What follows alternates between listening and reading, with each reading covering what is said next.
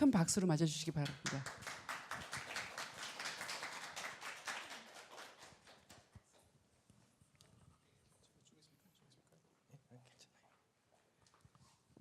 예, 반갑습니다. 비가 온 날씨에도 이렇게 찾아주신 선생님들께 감사드립니다.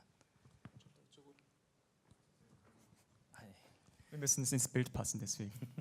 Also guten Morgen, vielen Dank, dass Sie heute sich hierher gefunden haben, trotz des regnerischen Wetters. 강연을 바로 시작하도록 하겠습니다. Wir gehen gleich zum Vortrag selbst. 여기 오래된 사진이 하나 있습니다. 사진에는 그 한국의 전통 복식 한복을 입은 한 사람이 있습니다. 그의 이름은 그 파울 게오르그 폰 뮬렌더르프입니다.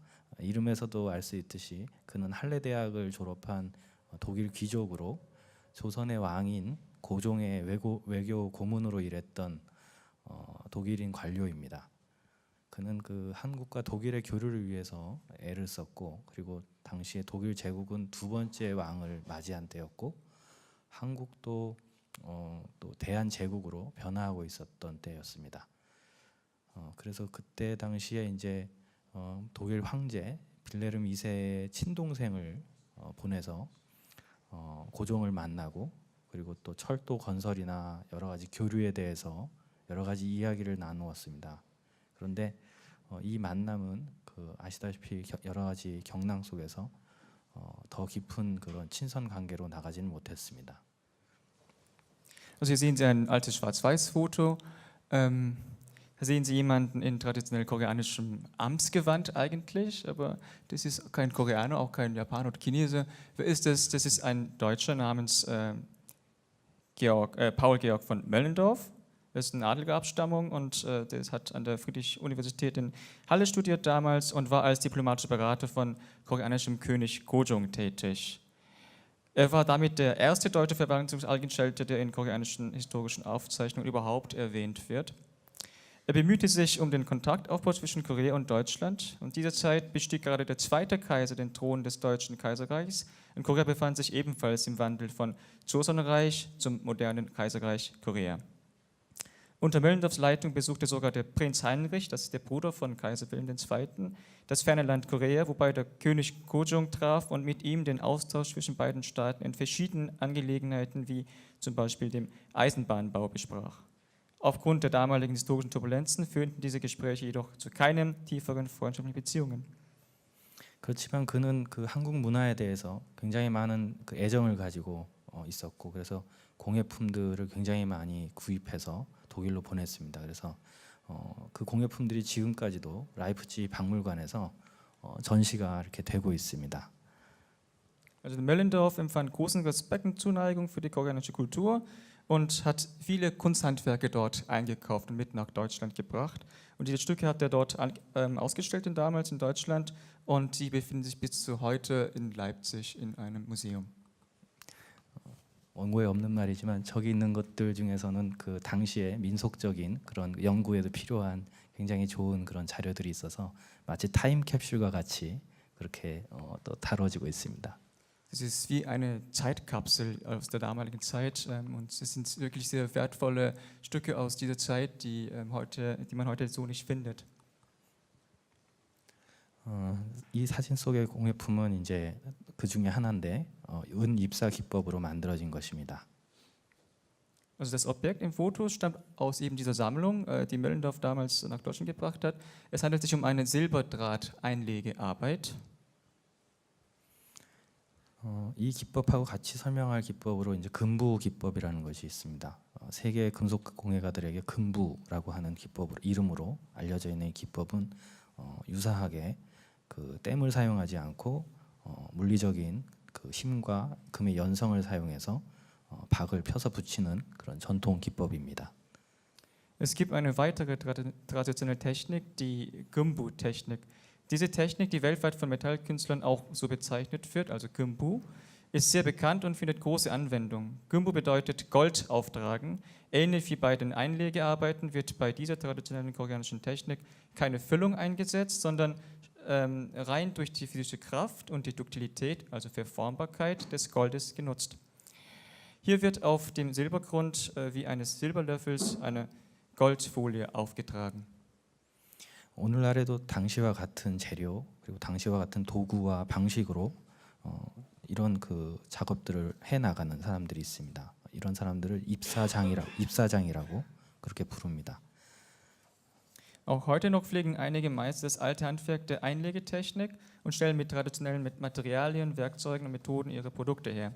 Sie werden auf Koreanisch als Ipsajang, also Ipsa heißt Einlegung, das sind also Einlegungsmeister. Einige von ihnen, die im Rahmen von staatlichen Prüfungen zu Nationalmeistern ernannt werden, erhalten finanzielle Unterstützung vom Staat und haben die Aufgabe, dieses traditionelle Handwerk zu pflegen und zu schützen. 그런데 어떤 공예품들은 현대의 삶으로부터 멀어져 가고 많은 장인들은 어려움을 겪고 있습니다. 다 아시겠지만 뭐 담뱃대나 혹은 가시나 이런 것들은 이제 현대에 사용되지 않고 있는데요. 그래서 그런 것들이 여러 가지 애국적인 그런 의미 또는 문화적 가치를 주장하면서 굉장히 많은 진흥을 권하지만은 소멸의 그런 위기에 있습니다. Aber leider verlieren einige Handwerksarbeiten jetzt den Anschluss an das moderne Leben, wodurch viele Meister in Schwierigkeiten geraten. Zum einen entsprechen diese Produkte nicht mehr dem ästhetischen Empfinden der modernen Menschen, zum anderen sind einige Produkte, wie zum Beispiel der traditionelle Tabakspfeifen oder der Gat, das ist der traditionelle Hut für den Adelsmann, vom Aussterben bedroht, obwohl ihr Verkauf unter Hinweis auf ihren kulturellen Wert oder mit Appell an den koreanischen Patriotismus gefördert wird. Doch viele kunsthandwerkliche Produkte sind ihrer eigentlichen Funktion beraubt und stehen nur noch als Dekoration oder Souvenir zum Angebot. 많은 공예품들이 본래의 기능이 아닌 장식 소품이나 혹은 관광 기념품으로 사용되기도 합니다. 그래서 디자인 이론가 그 가이 줄리어라고 하는 교수는 디자인 튜어리즘이라고 하는 말을 합니다. 즉 사용은 하지 않지만 장식 소품으로 구입하곤 하는 뭐 예를 들면 필립 스탁의 주시 살리프 같은 사례가 되겠죠. Also in diesem Fall kann man mit dem Designtheoretiker Guy Julier sogar formulieren, dass man vom Designtourismus abhängig sei. Also vergleichbar mit der Zitronenpresse Juicy Salif von Philipp Stark zum Beispiel, also ein Gegenstand, der keine reale Verwendung mehr findet, sondern nur noch Dekorationszwecken dient. 다시 말해서 시간이 지나서 그런 그 물건들이 점점 이렇게 소멸이 되어 갈 때 그런 어려움들이 만들어내는 질문은 크리에이티브 비즈니스에 관심이 있는 이 자리에 있는 여러분들에게도 일반적인 질문이 될 수 있습니다. 사회의 변화로 인해서 어떤 제품이 소멸해 가고 그 제품을 만드는 그런 직업이 나의 직업이 우리의 직업이 사라져 갈 때 우리는 어떻게 해야 하는가? Ich möchte dieses Problem nochmal deutlicher formulieren für Sie. Was soll man tun, wenn aufgrund gesellschaftlichen Wandels Produkte verloren gehen und diejenigen Berufe vom Verschwinden bedroht sind, die damit verbunden sind? 이러한 질문은 한국에서는 너무나 절박하고 슬픈 그런 또 질문이었습니다. 이런 질문들은 물론 독일의 여러분들도 공감하시리라고 생각합니다. 독일도 2차 대전 후에 극심한 파괴와 그 이후에 많은 변화가 있었으니까요.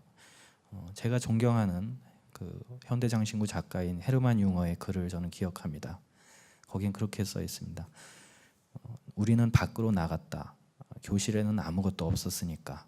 우리는 무너진 건물 더미 속에서 구리나 금속 파편을 찾아야 했다.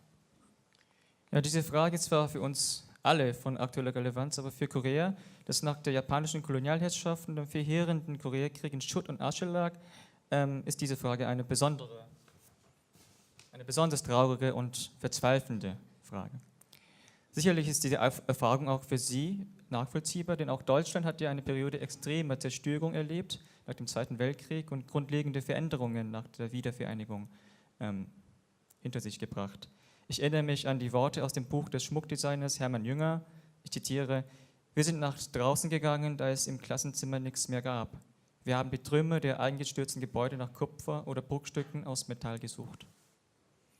그러나 독일의 경우와 달리 한국의 변화는 굉장히 근본적인 변화였습니다. 일본의 강요로 인해서 단발령이 시행이 됐고, 그래서 한국의 전통 복식을 상징하는 머리 장식, 상투는 강제로 잘려 나갔습니다. In Deutschland änderte sich jedoch die Lebensweise vor und nach dem Krieg nicht grundlegend, während Korea äußerst drastischen Veränderungen unterzogen war. 1895 wurde mit dem Erlass durch die japanische Besatzungsmacht den verheirateten koreanischen Männern verboten, den auf dem Kopf zusammengebundenen Haarknoten, also Sangtu, abzuschneiden, also zu entfernen. Dieser Erlass stieß auf vehementen Protest und es mobilisierte sogar einen bewaffneten Widerstandskampf. 그래서 이렇게 이런 단발령 이후에 정말로 전통과의 단절이 일어났습니다. 머리를 자른다고 하는 일은 즉 전통과의 단절을 상징하는 사건이기도 합니다. 이 사건 이후에 탄건과 망건, 갓과 같은 그런 일들은 구시대에 쓸모없는 물건이 되었고, 그래서 그렇게 이식된 문화들이 충분하게 내재화되지 않은 상태에서 장인들은 재료와 도구 그리고 시장을 다 잃어버렸습니다. 이런 문화가 파괴된 상황에서 1962년에 대한민국 정부는 문화재보호법을 공포하고 그래서 그 원형을 보존하게 되었습니다. Es mag Ihnen vielleicht ein bisschen seltsam vorkommen, dass eine Frisuränderung eine solche drastische Ablehnung ausgelöst hat. Korea hatte jedoch jahrhundertelang eine Tradition gepflegt, in der großer Wert auf die Integrität des Körpers gelegt wurde, da man seinen Körper einschließlich jeden einzelnen Haares, der Haut und der Fingernägel von seinen Eltern erhalten hatte. Aus diesem Grund bedeutet der Haarschnitt einen Bruch mit dieser Tradition und den Vorfahren, also ein Bruch mit der Moderne. Traditionelle Kopfbedeckungen wie der Gat, also der Hut, und das Haarband, Mangan oder der Tangon wurden damit zu nutzlosen Objekten der alten Generation. 시간이 지나서 이런 문화재 보호의 제도들은 어떤 경향을 만들어내게 됩니다. 제작 방식을 고수하는 것이 가장 바람직한 것으로 여겨졌습니다. Im Laufe der Zeit ergibt sich aus solchen Institutionalisierungen eine gewisse Tendenz, um von der Regierung die Anerkennung als Meister zu erhalten, begann man die alten Herstellungsmethoden als diese wünschenswertesten zu erachten und sich gegen moderne Techniken oder neuere Stile abzuschotten. 그러나 또 다른 경향도 있을 수 있다고 생각합니다. Aber es könnte auch eine andere Tendenz geben. 판소리라고 하는 부분을 새롭게 현대화하고 있는 그런 이자람이라고 하는 분이 있습니다. Es gibt eine Sängerin namens Ijaram, die Pansori, das ist das traditionelle epische Gesang, eben modernisiert und zu neuen Formen bringt. 이자람은 이렇게 얘기합니다. 자유롭게 뼈에다가 살을 붙이던 판소리가 어느 순간에 그 변화를 금지당했어요. 좋은 말로 말하면 문화재법으로 보호되었습니다. Also früher wurde Pansori unter Beibehaltung seines grundlegenden Konzepts frei abgeändert und frei umgeformt, aber plötzlich wurden solche Versuche untersagt, verboten. Nett ausgedrückt heißt es, Pansori steht unter dem Schutz des Kulturgüterschutzgesetzes. 그녀는 전통적인 내려져 오는 그런 대본을 사용하지 않고 현대의 여러 문학 작품, 희곡들을 활용해서 새로운 판소리를 창작하고 있습니다. Sie kreiert zum Beispiel jetzt neue Gesänge mit diesem Stil, aber nicht mit dem traditionellen Material, sondern mit modernem Material, zum Beispiel auch Epen von Brecht, also deutschen Literatur zum Beispiel, und vielen anderen modernen Literaturen. 그래서 우리가 이 제도를 생각할 때에 원래 제도의 목적은 전통 문화의 보존과 발전이었지만 보전에 치우치게 된 결과가 나타났고, 이는 장인들의 삶을 더 고립시킨다라는 역설이 생기고 있다고 생각합니다. Der eigentliche Zweck dieses Gesetzes liegt in der Bewahrung und Entwicklung der traditionellen Kultur. Aber weil der Bewahrung aber der Vorrang gegeben wurde, führte dies schließlich paradoxerweise zur Isolierung des Lebens der Meister. 그러나 우리의 삶은 변화합니다. 우리 프로젝트는 전승공예가들이 현대의 다양한 변화로부터 새로운 길을 모색하는 것을 돕기 위해서 시작되었습니다. 이번 MCBW에서는 2014년, 2015년에 이루어진 전승공예가들과 현대공예가, 디자이너들의 협업 결과물을 전시합니다. 여기에 있는 결과물들 중에는 설명이 필요 없는 것들도 있지만 어떤 것은 한국의 전통 문화에 대한 이해가 필요한 것도 있습니다. 그래서 프로젝트 중에서 4가지의 사례를 설명드리겠습니다. Aber das Leben, also unser Leben, verändert sich immer weiter. Also dieses Projekt geht deswegen auf eine Idee zurück, die traditionellen Handwerkkünstlern in der sich unablässig verändernde Welt der modernen Zeit dabei zu helfen, neue Wege zu gehen. Auf der MCBW 2017 werden wir Werke, die 2014 und 2015 aus der Zusammenarbeit von 14 Kunsthandwerkern, traditionellen und zeitgenössischen und Designern entstanden sind, präsentieren. Einige dieser Exponate bedürfen keiner weiteren Erklärung, denke ich, aber andere wiederum erfordern Verständnis über die traditionell koreanische Kultur. Ich erläutere daher 4 solche Beispiele dieses Projektes. 첫 번째 작품은 안영희 입사장과 조성호 작가의 협업 결과물입니다. 아까 윌렌도르프가 주목했던 은입사 기법과 같은 방식으로 제작된 장신구 작품입니다. 이 작품들은 강한 흑백의 대비를 만들어내고 있습니다. 그러나 이 은은 시간이 흘러서 산화막을 형성하면서 천천히 어두워지고 그런 그 시간의 변화들을 또 사용자 경험으로 이렇게 느낄 수가 있습니다. Das erste Werk, was Sie sehen hier, ist eine Zusammenarbeit von An Young-hee, das ist ein Meister der Einlegearbeiten, und dem modernen Schmuckkünstler Jo Sang-ho. Es handelt sich um ein Schmuckstück in der Art des Kästchens von Möllendorf. Diese von Silberdrähten gearbeiteten Motive sorgen anfangs für einen starken Kontrast zwischen Schwarz und Weiß. Beim Gebrauch von Silberwaren ist es aber erfahrungsgemäß so, dass dieser Farbkontrast nicht das einzige Merkmal des Materials ausmacht. Nach und nach bildet sich auf der Silberoberfläche eine Oxidationsschicht und die Fläche nimmt langsam eine dunklere Farbe an.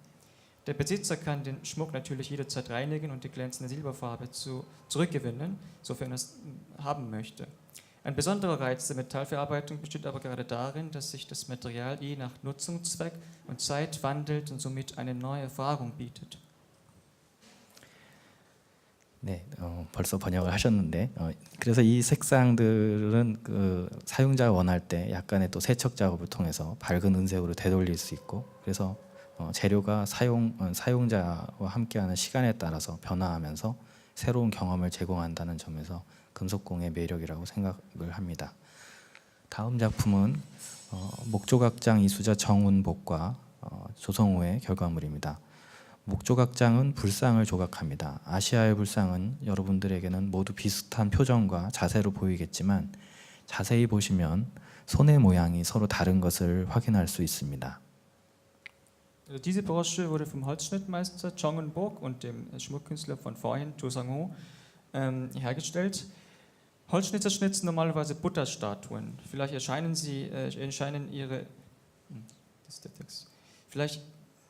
sind die Butterstatuen aus ihrer Sicht alle ähnlich, vor allem das Gesicht und Körperhaltung, aber bei näherer Betrachtung merken Sie, dass die Hände immer anders sind, also immer verschieden sind. Sie haben auch Symbole und Bedeutungen inne.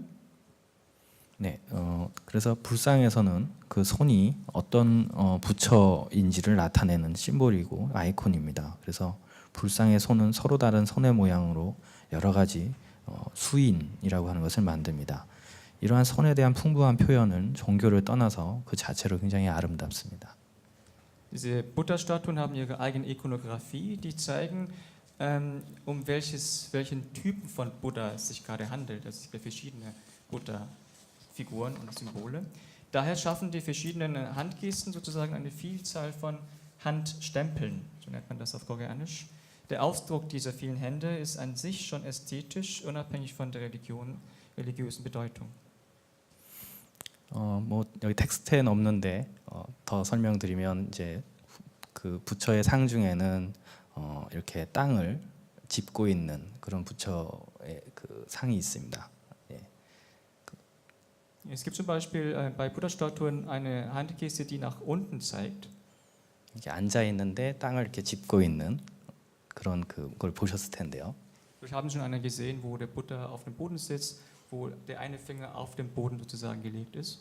그런 것들을 이제 촉지 수인이라고 이렇게 부르고 그거는 이제 땅을 정복했다, 땅의 악마들을 정복한 부처다라는 그런 뜻입니다. Das ist zum Beispiel ein Symbol dafür, dass der Buddha die Herrschaft über alle Dämonen der Erde besitzt. 그래서 이제 그런 여러 가지 손의 의미들을 지금은 이제 저희들은 여기 장신구에서 이제 어떻게 보면 새롭게 보고 있는 셈입니다. Und diese Hände bedeuten jeweils eine symbolische Funktion und die werden jetzt neu interpretiert im Rahmen dieses Schmuckstücks. 이 브로치는 그 왕골로 돗자리, 방석, 함 같은 것들 만든 완초장 이수자 박순덕과 그리고 장신구 작가 김영경의 결과물입니다. 완초장들은 왕골이라고 하는 선재로 그릇을 짜왔습니다. 그런데 이제 이 그릇들은 배경이었지만 지금 이 장신구에서는 정경으로서 이제 드러나게 됩니다. Diese Brosche entstand in Zusammenarbeit zwischen der Binsenflechtmeisterin Park Sun-dok und der Künstlerin, also Schmuckkünstlerin Kim Yong-gyong. Die aus Binsen geflochtenen Behälter sind vor allem leicht und stabil. Die typischen Flechtmuster bilden hier nicht den Hintergrund eines Korbes, sondern den Vordergrund eines Schmuckstücks.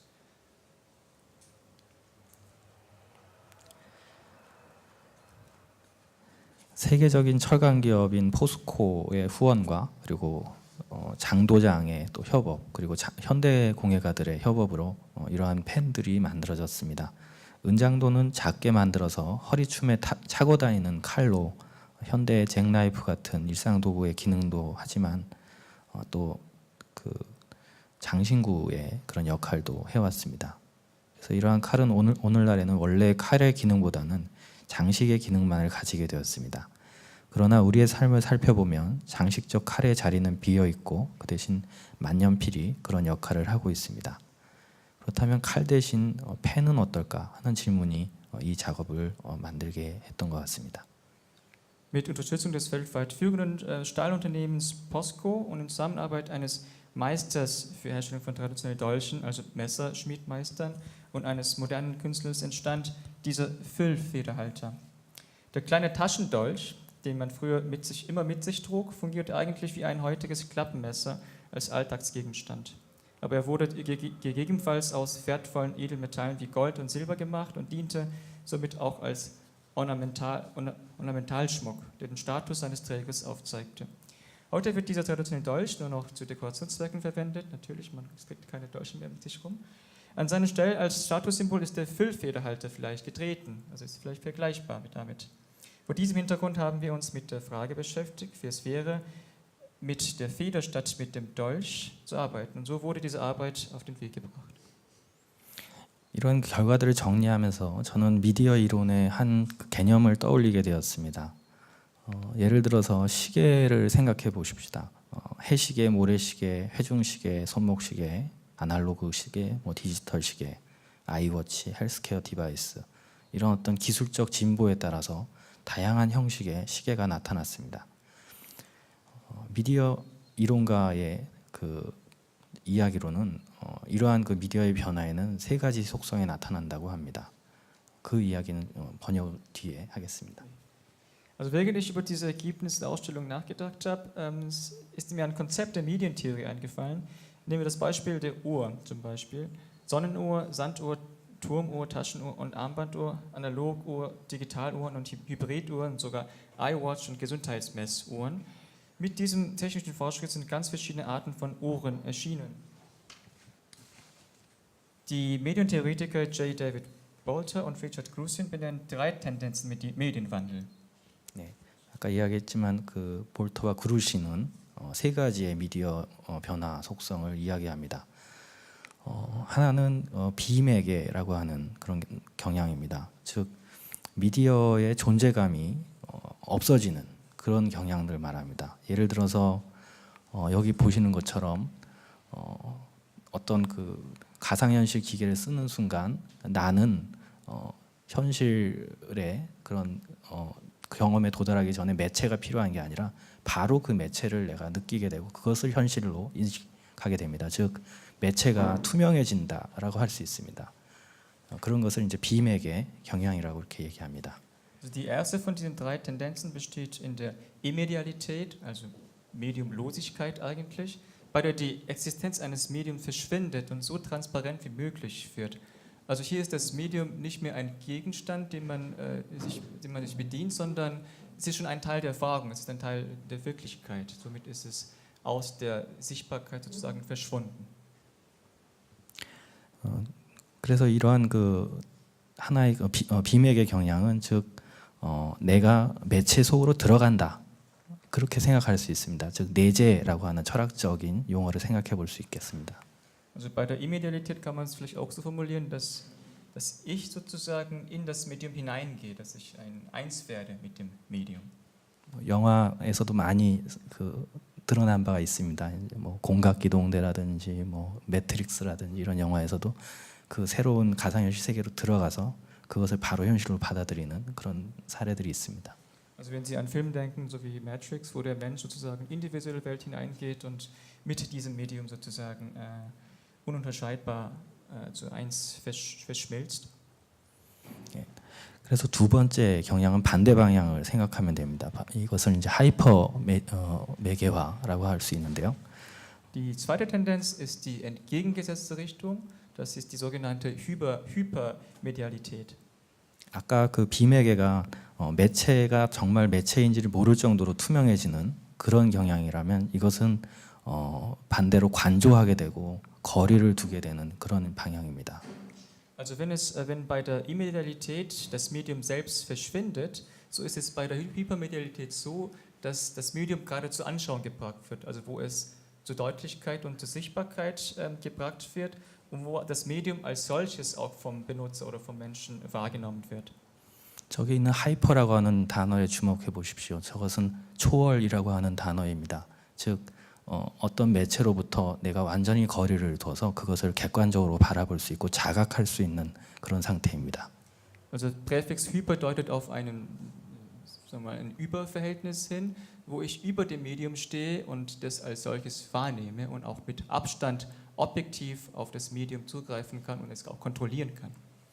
옆에 있는 예제로 제가 한 이 홈페이지 MCBW 행사 홈페이지를 보시면 마찬가지로 그런 특성을 볼 수 있습니다. 여러 가지의 컨텐츠, 매체들이 이렇게 선택 가능한 상태로 드러나고 나는 그것을 관조하면서 어떤 것을 볼지 선택하고 생각합니다. Zum Beispiel ist die Webseite von gerade dieser Veranstaltung ist ein gutes Beispiel, weil hier man sehr viele Medien sozusagen nebeneinander sehen kann und als Benutzer kann ich auf diese Oberfläche als objektiver Handlungsagent zurückgreifen, auswählen, was ich haben möchte und auch entscheiden kann, wie ich das haben will. Das ist eben die Hypermedialität in diesem Sinne. 네, 그래서 두 가지의 방향을 말씀드렸습니다. 첫째는 비매개, 즉 완전히 미디어 속으로 들어가는 방향. 하이퍼매개는 반대 방향, 즉 관조하고 멀리서 다시 바라보는, 자각하는 그런 방향입니다. Also die Immedialität ist, wo ich in das Medium hineingehe, wogegen die Hypermedialität das ist, wo ich aus dem Medium heraus, also über das Medium mich selbst stellen kann, um zu einem objektiven Verhältnis zu gelangen. 지금 마지막 개념이 중요합니다. 재매개 개념입니다. 이것은 그 올드 미디어가 뉴 미디어를 참조해서 진화한다라고 하는 속성입니다. Für uns das Wichtigste ist aber die dritte Tendenz, das ist die Tendenz der Remediation, bei der ein herkömmlich altes Medium ein neues Medium als Grundlage nimmt, um sich weiterzuentwickeln. 시계에서 이 개념을 다시 살펴볼 수 있습니다. 비매개는 시계가 점점 소형화되다가 사라져서 스마트폰의 어플로까지 만들어지는 그런 경향입니다. 하이퍼매개는 시계에서 온도계, 나침반, 전자계산기 같은 다른 미디어가 결합하는 변화라고 할 수 있습니다. Also zum Beispiel am Beispiel von Uhr jetzt erklärt, die Immedialität wäre, wenn die Uhr immer kompakter wird, immer kleiner wird, immer einfacher wird und irgendwann verschwindet in Form von Smartphone. Hypermedialität wäre ein Wandel, wo die Funktionen von anderen Medien, zum Beispiel Thermometer, Kompass, elektrischen Rechner, in der Uhr zusammengeschlossen werden. Wir kennen diese ultramodernen Uhren, wo alles möglich ist. 근데 이제 마지막 그 재매개는 아까 질문과도 연관되어서 중요합니다. 본래의 기능을 잃어버린 혹은 잃어가는 사물은 소멸하는가? 그랬을 때 아날로그 시계는 디지털 시계가 나타난 뒤에 급속히 위축되고 소멸될 위기를 맞기도 했습니다. 그러나 시계 시장에서 아날로그 시계의 강점을 찾아내서 발전해 가고 있습니다. Die letzte Tendenz, Remediation, ist hier auch wichtig, dass sie mit der in diesem Vortrag gestellten Frage im Zusammenhang steht. Verschwinden Gegenstände, die ihre ursprüngliche Funktion verloren haben oder gerade verlieren? Mit dem Erscheinen von Digitaluhren wurden die Analoguhren massiv verdrängt und waren von Aussterben bedroht. Seitdem jedoch wurden auf dem Uhrenmarkt Vorteile von Analoguhren entdeckt, sodass diese weiterentwickelt wurden. Wearable Devices und Healthcare Devices wie iWatch und Galaxy Watch Unternehmen. Entschuldigung.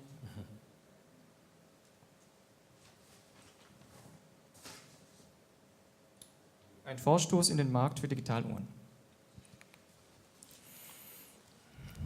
여기 있는 사례는 그 스위스의 철도 시계 회사 몬다나라고 하는 시계 회사에서 시계를 만들었는데 그것을 애플에서 앱으로 이렇게 다시 만든 그런 사례입니다. 이때 무단으로 사용했기 때문에 문제가 된 적이 있었는데요. 물론 이것은 크게 보면 그 비매개화의 그런 경향, 즉 점점 물리적 실체가 없어지고 이제 앱으로 변화하고 마지막에 그것마저도 이제 없어지는 그런 이제 경향들을 나타냅니다. Also hier ist ein Fall von einer Schweizer Uhr, deren Form jetzt genommen wurde für die App in so iPhones. Sie kennen ja bestimmt jetzt diese Form aus dem Apple. Da gibt es auch einen Streit, einen rechtlichen Streit auch, weil dort das Design einfach 1:1 genau übernommen wurde. Dies zeigt zum Beispiel einen sehr klaren Fall von Immedialität, wo die physikalische Uhr in eine digitale, also eine formlose Uhr übergeht. 근데 이 앱을 이제 여러 가지 앱들과 같이 놓고 보는 상황이다. 그러면 그것은 이제 하이퍼맥의 그런 상태라고 볼 수 있습니다. Wenn Sie auf dem Homepage, also auf dem Hintergrund von Smartphone diese App neben vielen anderen Apps sehen und genau dieses auswählen können, kontrollieren können, dann spricht man von der Hypermedialität. 네, 이번에는 음악 미디어를 살펴보겠습니다. LP나 카세테이프, CD, DVD 같은 그리고 스트리밍 서비스까지 저희가 볼 수 있습니다. 여기에서도 아까 말씀드린 비매개화의 경향이 나타납니다. Also kommen wir jetzt dann zu den Musikmedien wie Kassetten, CDs, LPs, DVDs und bis heute zu den Streaming-Services. Auch hier ist die Tendenz zur Immedialität sehr deutlich.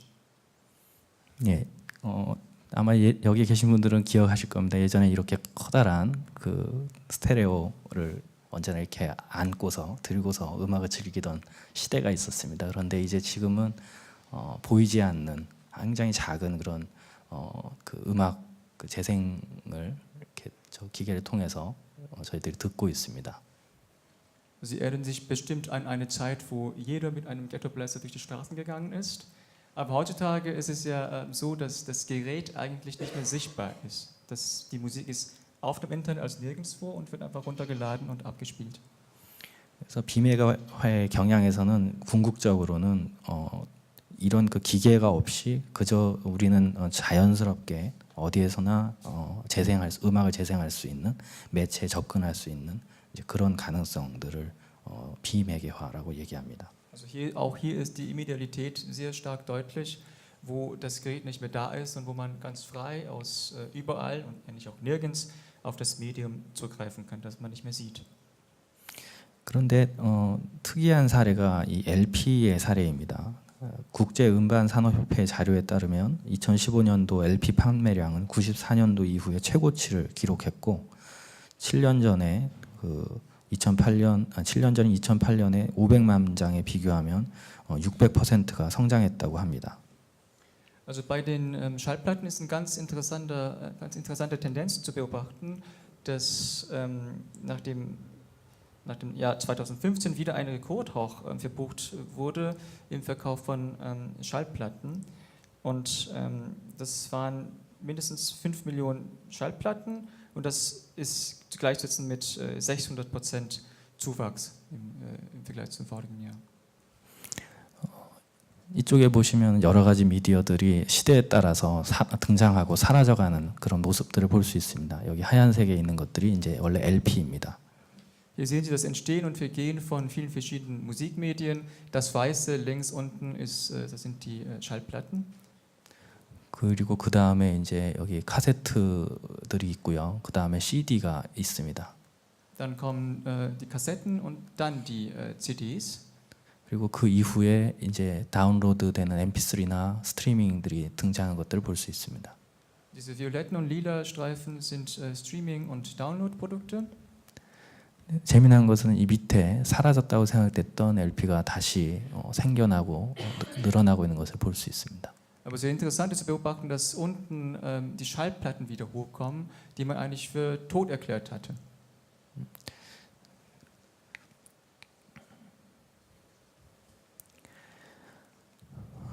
이러한 미디어들 간의 경쟁은 한 미디어를 소멸하게 하기도 하지만 생산자의 예상과 달리 올드 미디어들은 경쟁 속에서 존재의 의미를 묻고 변화를 통해 새로운 시대를 살아남습니다.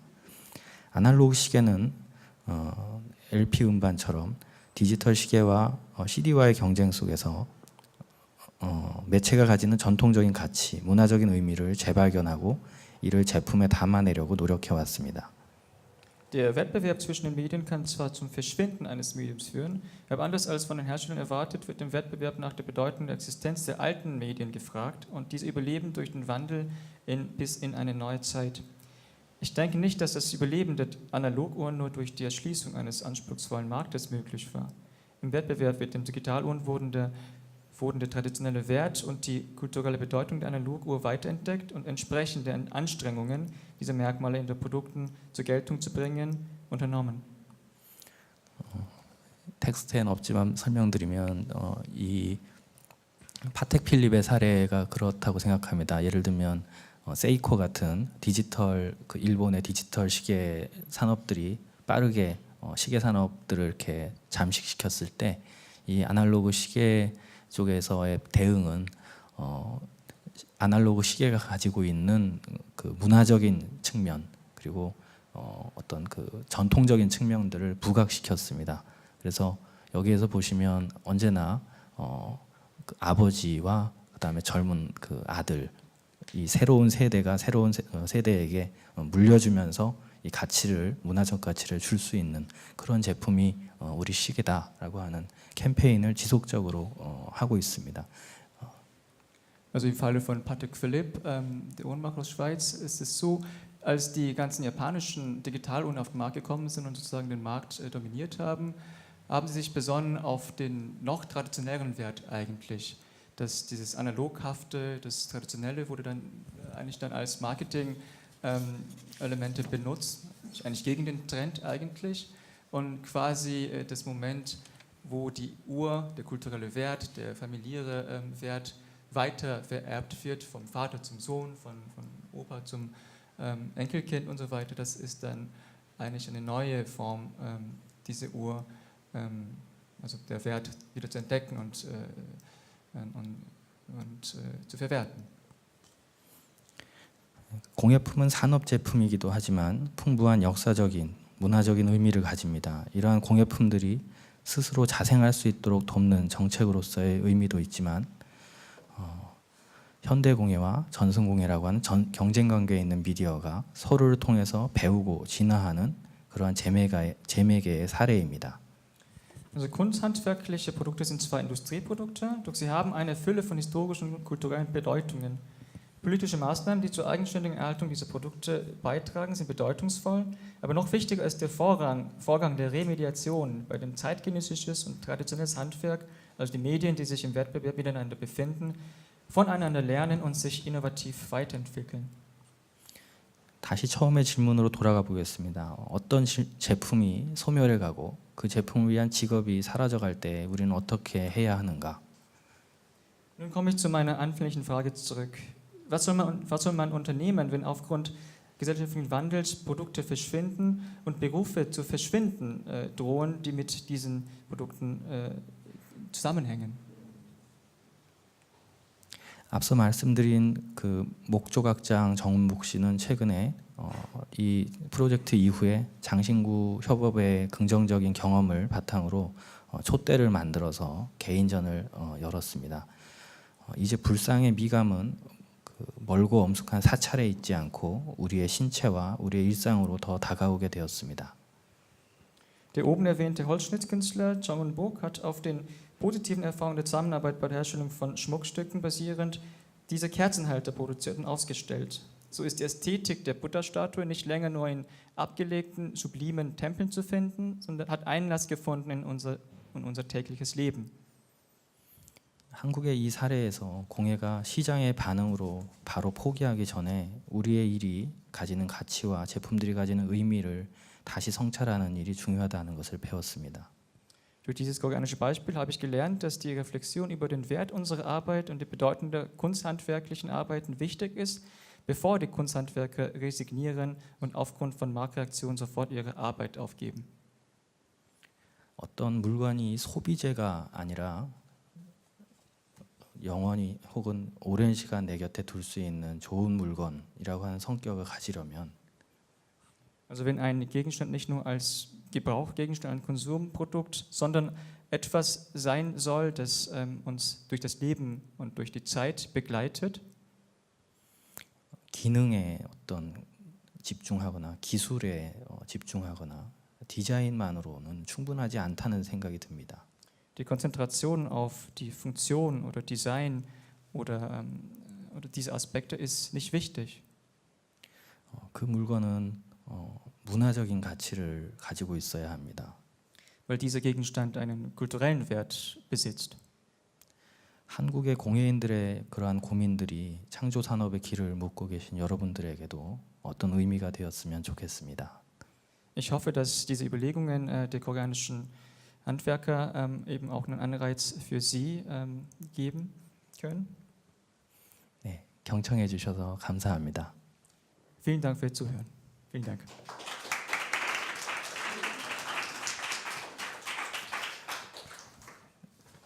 사실은 그 강연을 준비하면서 짧게 하고 이런 화두에 대한 여러 가지 생각을 듣고 싶었습니다. Eigentlich hatte ich vor, den Vortrag möglichst kurz zu halten und mit Ihnen ins Gespräch kommen. 혹시 다른 생각이나 질문이나 있으시면 좀 Also ich würde mich freuen, wenn Sie Fragen haben oder Diskussionsanregungen haben. Also gerne, wenn Sie sich zu Wort melden möchten.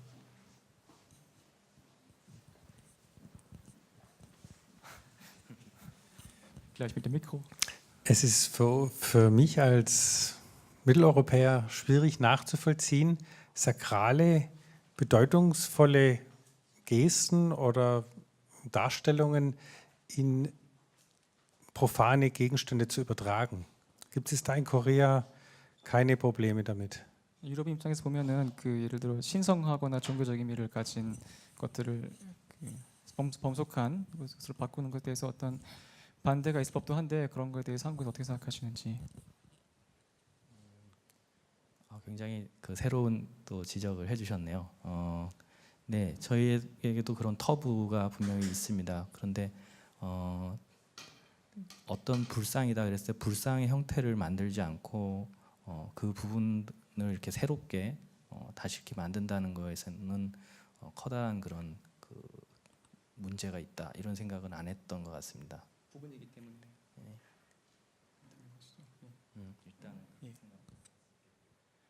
Natürlich gibt es auch Tabus, aber hier geht es nicht um ganze Buddha-Statuen, sondern Teile davon. Und daher ist das Problem, glaube ich, auch minimiert. 종교적인 의미를 쫓는 어떤 분들은 아까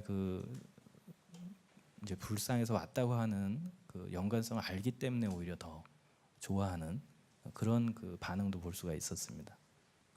Von den religiös gesinnten Menschen war die Reaktion sogar positiver eigentlich noch, weil man dann direkt auch diesen Bezug auch hatte, dass es aus den sakralen Zusammenhängen kommt. 물론 저도 기독교인이기 때문에 이러한 접근들에 대한 두 가지 반응이 있을 수 있다고 생각합니다. 하나는 저건 불상에서 왔으니까 나는 사면 안 되겠다. 또 다른 방향은 아름답다라고 하면서 또 곁에 둘 수 있는 그런 열린 자세도 있을 수 있다고 생각합니다. Also ich bin selbst Christ und habe dort eine zwiefältige Verhältnis dazu. Erstens, das kommt von einem Buddha-Statue, deswegen würde ich es nicht gerne kaufen. Aber auf der anderen Seite denke ich auch, das ist eigentlich so schön und ästhetisch vollkommen, dass es wieder einen Wert hat. Okay. Noch andere Fragen, Diskussionsanregungen?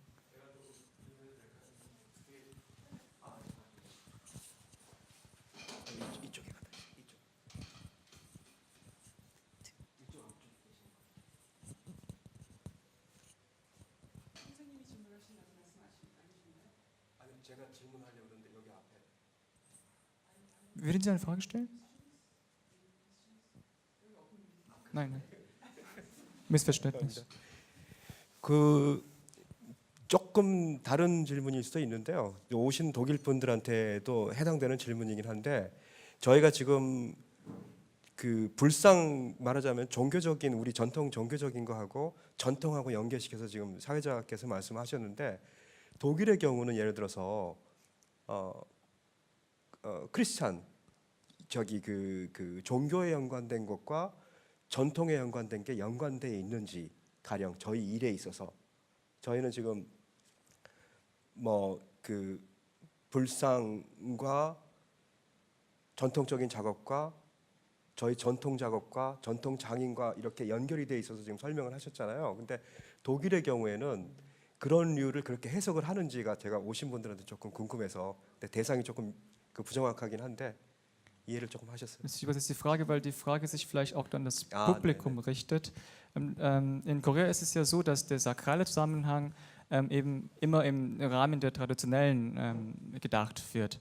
Die Frage ist jetzt, ist es in Deutschland vergleichbar?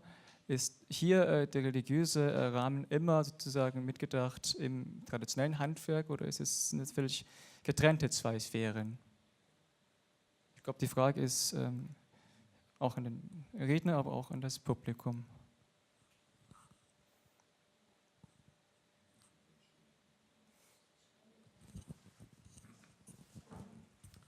Also in Deutschland oder in Mitteleuropa ist da eine ziemlich strenge Trennung zwischen Klerus und Kirche und Glauben und Staat.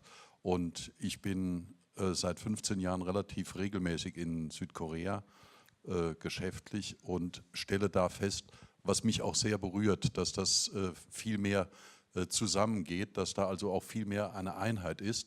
Wobei ich, und das wäre auch noch eine Frage an Sie gewesen, feststelle, seit geraumer Zeit, seit kurzer Zeit, dass man sich in Korea wieder viel mehr auf die Tradition besinnt. Also es war so in den Ende der 90er und Anfang der 2000er Jahre neu, modern und es ist sehr, sehr viel auch zerschlagen worden, wahrscheinlich auch im Kopf bei den Menschen zerschlagen worden und so ganz langsam auch bei der Jugend und bei jüngeren Menschen ist wieder das Bewusstsein für die Tradition und für das, wo komme ich her, um da auch diese Identität zu finden, wieder viel mehr vorhanden. Würden Sie das bestätigen oder habe ich da irgendwo einen falschen Eindruck?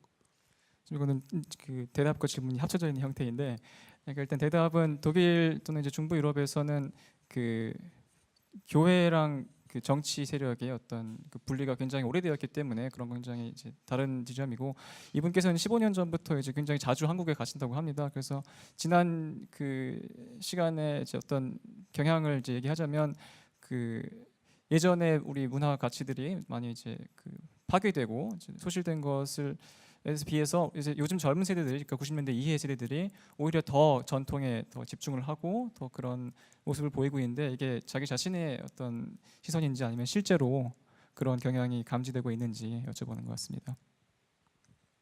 네, 저는 일단 굉장히 좋은 통찰이라고 생각을 합니다. 저희들 젊은 세대들이 실제로 아무도 시키지 않았는데 경복궁이라고 하는 그 전통 궁 앞에서는 전통 옷을 입는 그런 그 한복을 빌려 입고 그리고 사진을 찍고 즐기는 문화가 생긴 것들을 예를 들면 들 수가 있겠습니다. 젊은 세대들도 사극이나 역사극 같은 것들을 이렇게 즐겨 보고 그런 것들을 볼 때에 말씀하신 대로 어떤 정체성에 대한 질문들이 무의식 중에 있지 않나 생각합니다. Also vielen Dank für Ihre Einsicht. Es ist völlig richtig. Vor allem ist auch, er hat gerade zwei Beispiele genannt. Ein Beispiel ist dieser Trend bei den jungen Leuten, der von niemandem gezwungen ist, sondern wirklich von alleine gekommen ist, dass man vor diesen alten Palästen und so weiter in Seoul alte Trachten auch trägt und dort rumläuft und das auch zeigt gerne. Das ist eine sehr neue Entwicklung, die man vorher nicht so hatte, oder man hat es eigentlich eher tabuisiert eigentlich früher. Und das andere ist, dass Leute heutzutage auch mehr historische Sendungen und also auch Dramen und Bücher konsumiert.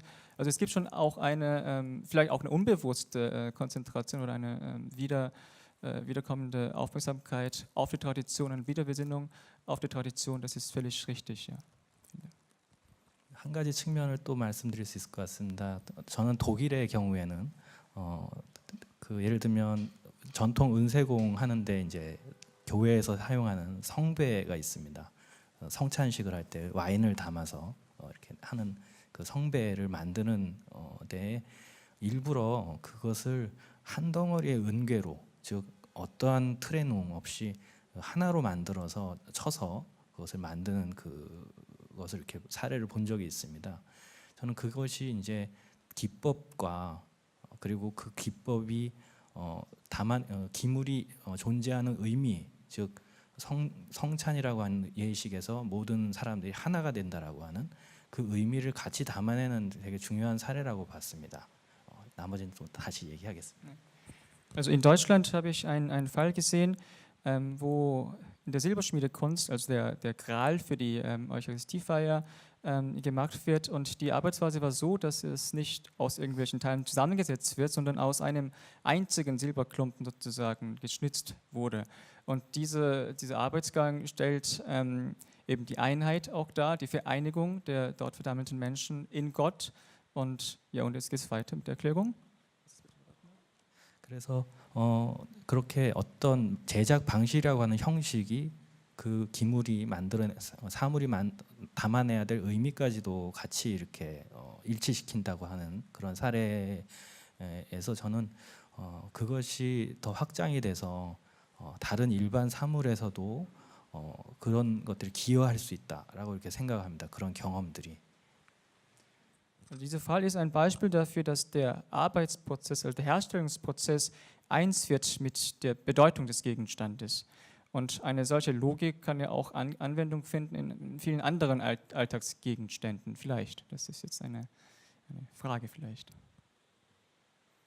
그래서 그렇게 적용해서 여러 가지 일반 사물들도 그러한 고민들을 받아들여서 이제 땜 없이 만드는 것이 굉장히 고급스러운 것이고 성스러운 것일 수 있구나, 이렇게 이제 생각한 인식이 생긴다는 거죠.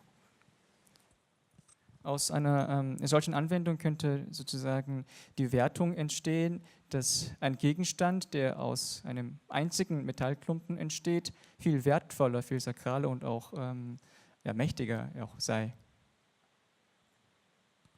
Ja.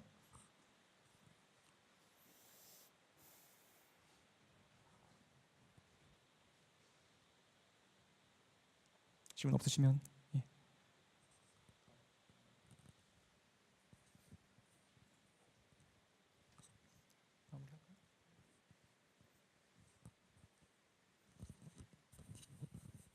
질문이 더 없으신 것 같으니까 제가 하나 질문을 드리겠습니다.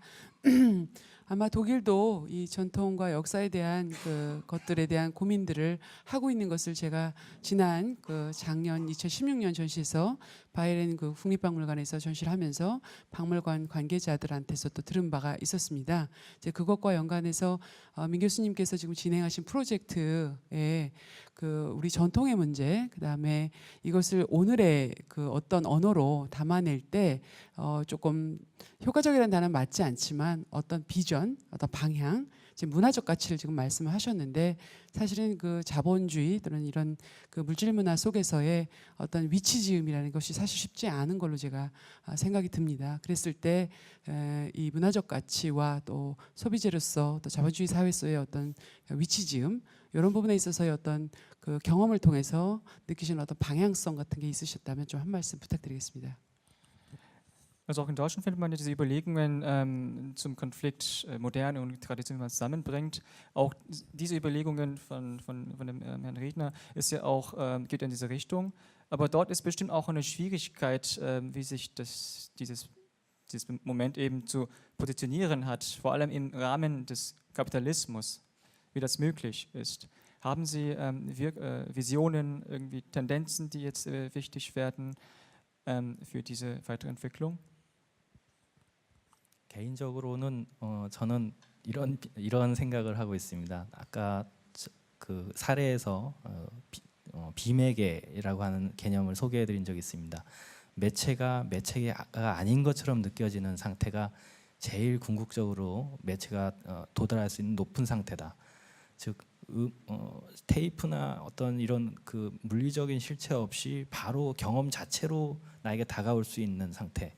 그것이 가장 높은 상태라고 하는 게 이제 비매개 개념이 바라보고 있는 비전입니다.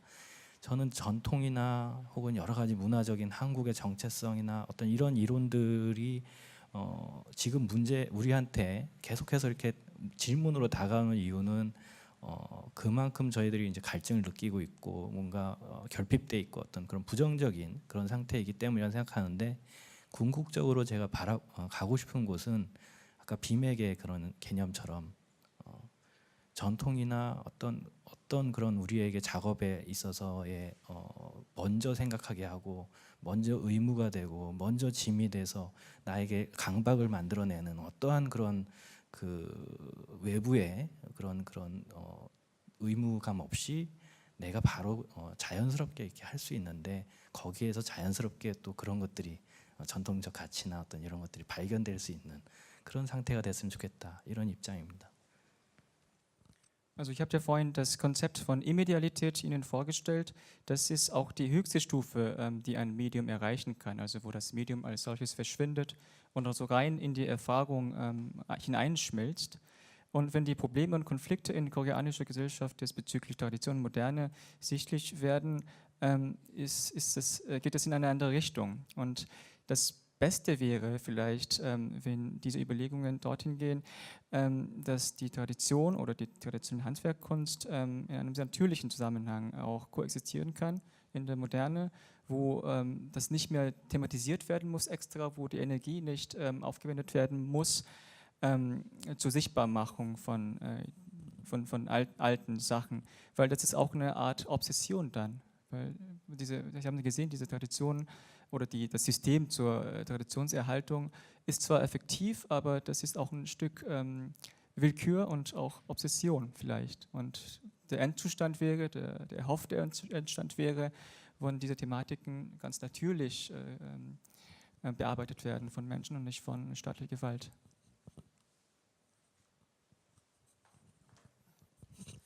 그 오랜 시간 동안에 더 질문이 없으신 것 같으니까 그 자리를 마감을 하면서 제가 그 한 말씀 더 붙이자면 한국은 지금 새로운 세대들이란 말은 좀 맞지 않지만 과거의 어떤 역사에서 좀 벗어나서 자유로운 어떤 생각과 또 창의적인 생각을 자유롭게 펼치는 그런 시점에 와 있다는 걸 좀 먼저 말씀을 드리고 싶습니다.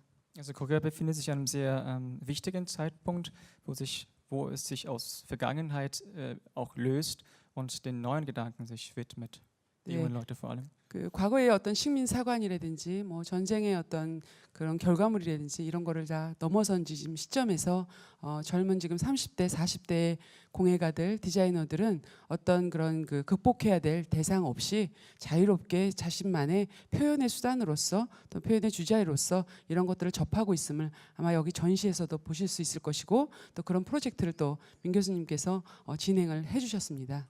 Wir können bestimmt auch selbst in den Ausstellungen jetzt empfinden, dass die jungen Künstler, also die in den 30er und 40ern stehen, nicht mehr unter diesem Druck von japanischer Kolonialherrschaft oder den schrecklichen Erfahrungen des Krieges stehen, sondern eher die Freiheit haben, sich selbst auszudrücken und als Akteure wirklich Kunstwerke zu schaffen.